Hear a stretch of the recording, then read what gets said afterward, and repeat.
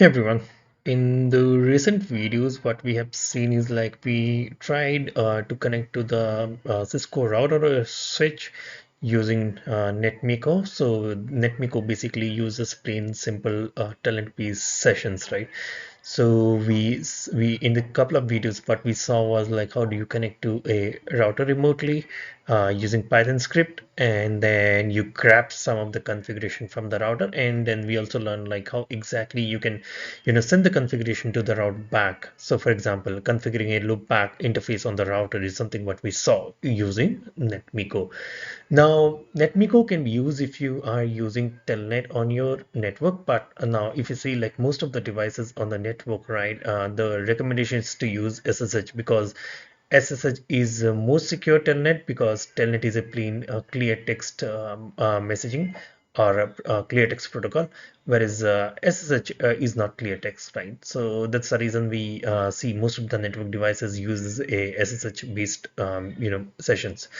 Now, in my scenario, what I have done is like I've enabled SSH on the Cisco router, and I have created a script, and that script talks about like how exactly you can log into the Cisco router using Paramiko. So now, first and the foremost, right, you need to install Paramiko on your using Python PIP module.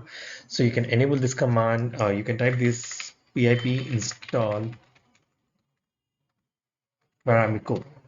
So once you install Paramiko, in my case, it's already installed, but in your case, if it is not already installed, then you need to install it by entering this command pip install Paramiko. So once this is installed, then I think we should be good with the further configuration. So what exactly are we doing here? So first and the foremost is we are importing Paramiko model here and importing the time. So this time is technically not required in this script, but I have just imported it for now because this is something like we are going to use it in the future references. So this time is, let's say, if you want to do play around with something called schedule, or you want to play something around with the time, right? At that particular point of time, you need its time module. Otherwise, technically, you don't need this time module. So we'll see how exactly we're gonna use this time model in the future references. But for now, I've just imported it. Now, next is we have defined a function over here where we have defined like host name, username, password, enabled password. So these parameters we are going to define, and then we are creating a SSH client over here. And then what this line does is basically this line add your policy. For example, as you know, right, when you log into the SSH for the first time on any of the server, it gives you a insecure message error where you have to accept the connection, right? So this exactly does the same. So it accepts the connection, auto add the policy.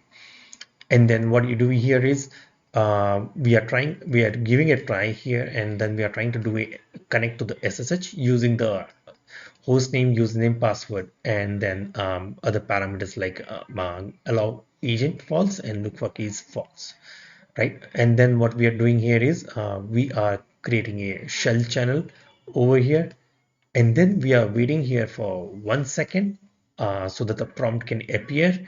So you can define it more if in case if you think the delay is more in your network, you can increase the timer to more.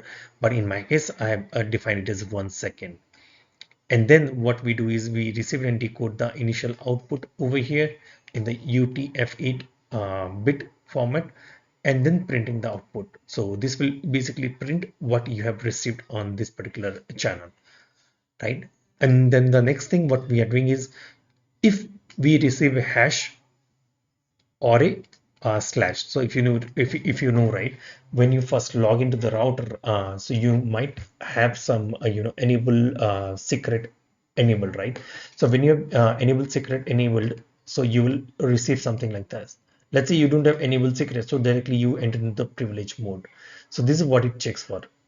If hash or the arrow key in the output, then you send enable, right?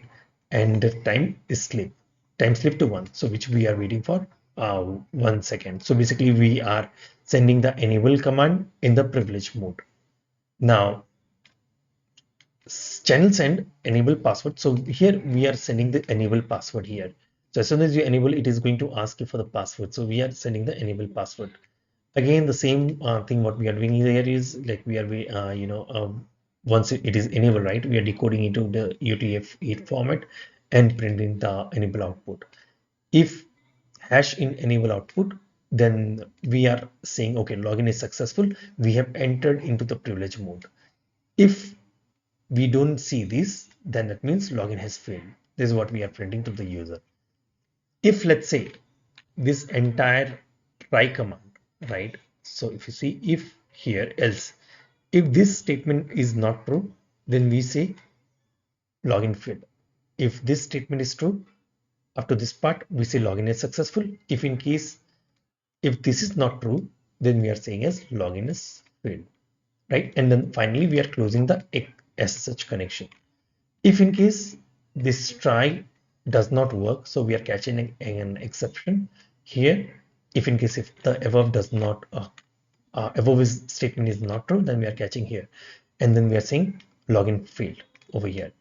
And now at this particular point of area, what we are doing is we are putting in the router IP address, the host name, username, password, and then your enabled password. So let's see how exactly it look like. But before that, let's see how do you SSH to the router. Okay. So first is you'll get its login as then we'll enter the username. You get the password. We enter the password. And now if you see, we are getting it. We're not in the privilege mode, so we have to enable the password. So we type enable, then it asks for your password. We enter the password. Now we are into the privilege mode. So this is exactly what we are going to see here. So here we'll change the IP address to 172.160.200, and then the username is Cisco, password is Cisco123, enabled password is Cisco123. Now we'll run this command. Let's see what happens now. Okay, so we see the first thing is demo. So we see like we were into the not into privilege mode. So we were into the enable mode, and then we send the command enable, and then it asks for the password. So we enter the password over here automatically, and then we went into the privilege mode, and then it says login successful, entered privilege mode. Right. So this is how exactly you log into the Cisco router. And in the further videos, what we are going to see is how exactly using Paramiko, you send the commands to the router and grab the configurations from the router. So let's see in the next video. I hope this video is informative. Thank you for watching.